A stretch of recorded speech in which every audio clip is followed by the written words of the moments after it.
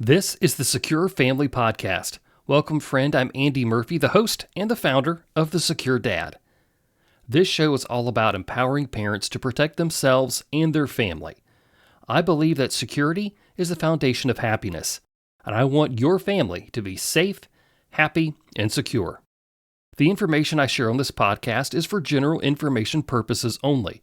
My goal is to empower you to make safer decisions for yourself and your family, because our safety is our own responsibility. Today, I want to share some of my favorite ways that you can upgrade your home security. These tips won't break the bank, and they're good for just about every living situation. All of that and more coming up on the Secure Family Podcast. As we start 2025, it's time to make a commitment, one to take control of our personal data. Our information is everywhere. Names, phone numbers, addresses, even work history. And it's all being bought and sold by data brokers. These companies profit off of our personal details while leaving us exposed to privacy risks, scams, and even identity theft. That's why I personally use Delete Me. Delete Me is a subscription service that removes your personal information from hundreds of data brokers. With data breaches and cyber threats on the rise, now is the perfect time to take action and protect yourself for the year ahead. Start this year by reclaiming your digital privacy with Delete Me. Today, get 20% off your Delete Me plan when you go to joindeleteme.com/dad and use the promo code DAD at checkout. The only way to get 20% off is to go to joindeleteme.com/dad and enter the code DAD at checkout. That's joindeleteme.com/dad, code DAD. Are your kids diving into a digital world full of excitement and challenges? Parents, there is a way to keep them safe without taking away the fun. My upcoming ebook empowers you with tools to spot hidden risks, protect your family, and foster open communication. It's all about balance, building trust, and ensuring they thrive in their favorite activities. Stay tuned. I'll be sharing more details in the future.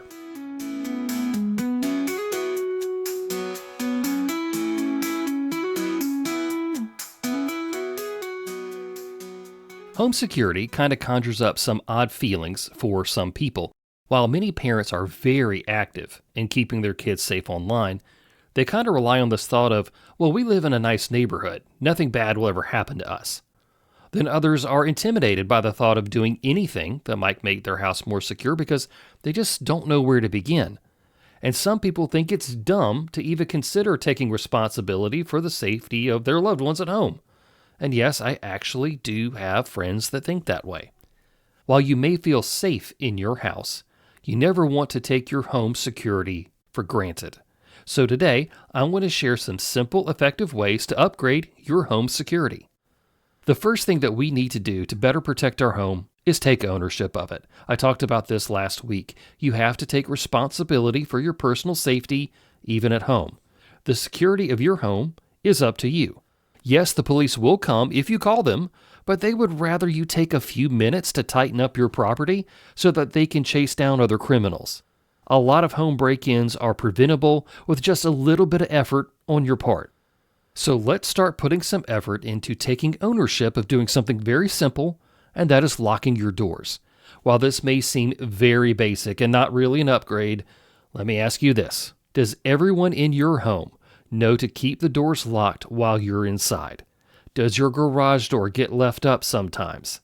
Do your kids go in and out without locking the door? If your answer to any of these questions wasn't absolute, then we need to work on this, and it's not a big deal. According to FBI statistics, the most common way a thief enters your home is through the front door. That makes sense because, that's what doors are for, right? This is why you need to create a door locking culture in your home. Make sure that everyone knows that the standard is that your doors should always be locked, except when people are outside and they need to come in shortly. This might take a few weeks to work out, but that's okay. My son is good about locking the door behind him. So much so that he's even, locked me out of the house before. And I never get mad at him for doing it because overall, he's making a really good decision. If you think I'm odd for really harping on this, get a load of this story out of Miami from back in September. A Florida man was arrested for burglary and other charges because in just 3 days, he committed between 10 and 12 home robberies. In this particular case, in the majority of these events, people were actually inside the home when this burglar broke in. Well, that sounds really scary, right? The burglar would turn door handles, checking to see if the doors were unlocked. Once inside, he would allegedly take the easiest thing to swipe, which is pretty much always a purse. So yes, burglars turn the door handle first. An open door makes things so much easier for them. Don't make things easier for the bad guys. Lock your doors. While we're on the topic of doors, let's talk about one of my favorite upgrades that you can make to your front door. Adding a secondary lock to your door is a great way to prevent somebody from kicking down your front door. This device is something other than the deadbolt lock or the little knob lock that you have already. My favorite, and in my opinion, the best secondary lock on the market is the flip lock. A flip lock is a new generation of secondary locks that can withstand 1,300 pounds of force and will give plenty of strength to your doors. This will buy you time to respond to protect your family or outright deter the intruder in the first place. I have a flip lock on my home, and I've done a full review of it. I will leave a link for you in the show notes if you want to get one for yourself. What makes my approach to home security so different is that I believe that home security starts at the street. A lot of people think it starts at the front door, and honestly, that's too close for me. So it starts at the street. You need to communicate to a potential thief that your home is going to be a hard target. And one way to do that is to add strategic lighting to your property. The darker your property is, the more enticing it is for a bad guy. For a long time, I have suggested keeping the porch light on or installing dawn to dusk light bulbs to illuminate your home's front door. If you want to upgrade your security lighting, I suggest that you add motion-acted floodlights to the mix. These can brighten up the areas in the front and the sides of your home where people really ought not be. I do suggest that you have an electrician install these. To level up your security lighting even more, you might want to have a home security camera and floodlight combo, and this acts as a floodlight and a surveillance camera all in one. Generally, these are powered by batteries, so you can skip the electrician if you like. Popular companies like Blink and Ring will make units like this, and you can get them on Amazon pretty easily, and I'm going to talk more about cameras in a moment. Another important thing to know to protect your home is to really know what's going on around your house, what's happening around your property. If you're like me, you are avoiding being on the neighborhood chat or the Facebook group, that sort of thing. I never really wanted to be involved in anything like that until I realized that people were sharing some really useful information. Many times, neighbors were expressing their concerns over real issues about strange people being in the neighborhood, or that their property had been vandalized, or a car had been parked in front of a house for a day or two that was unusual. To get firsthand information about what's happening close to your property is very valuable. Sometimes you even get pictures and videos of an odd occurrence that happens on your street.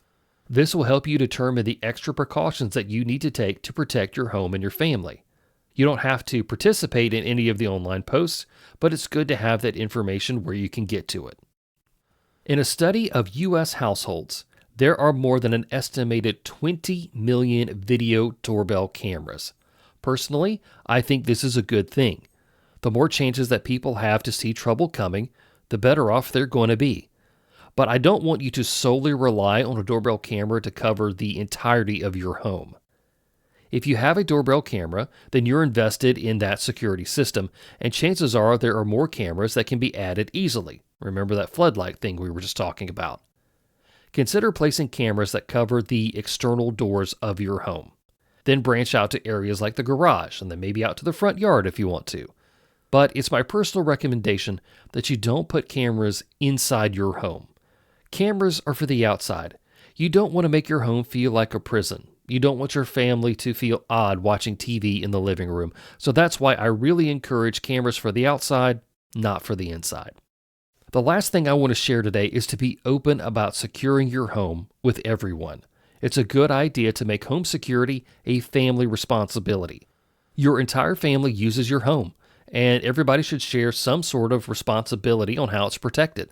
This can mean that even a 5-year-old can learn how to lock the door behind them or remind her parents to arm the alarm when they're going out. Everyone has a role to play. Make protecting your home the new normal for your family. When talked about in a positive way, it's not abnormal for a child. Just remember to speak to them at a level that they're mature enough to understand. You don't want to scare them. You really want to empower them and make them feel good about this. And this will help them build lifelong habits that will protect them well into the future and even when they have a home of their own. If you want to know even more ways to protect your home, I have several resources that can help you. I recommend using a layered home defense strategy to protect your home. And this is Discipline, Deter, Fortify, and Defend. And I explain all of this in my Amazon best-selling book, Home Security, The Secure Dad's Guide.